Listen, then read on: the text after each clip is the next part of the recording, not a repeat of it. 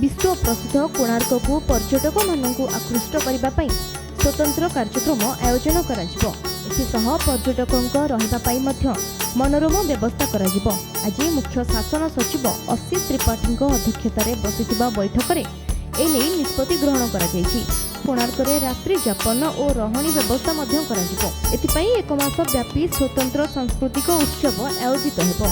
December मासरे हेबाकु थिबा कोणार्क महोत्सव सह एही कार्यक्रम आयोजित हेबो। राज्य लोकसेवा भवन ठारे अनुष्ठित बैठक में पर्यटन विभाग शासन सचिव विशाल देव कहिथिले जे गुजरातर कच्छरे हेउथिबा रण उत्सव शैली रे कोणार्क उत्सव पालित हेबो। कोणार्क रे रात्रि जापन पई अस्थायी टेंट निर्माण कराजिबो।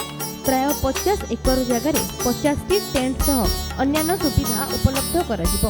एठारे सांस्कृतिक उत्सव, ओडिसी नृत्य और संगीत, ओडिशार कलाकृति, हस्तशिल्प, फूड कोर्ट, समुद्र बोटिंग, बेलाभूमि मेला आदि आयोजन कराजिबो।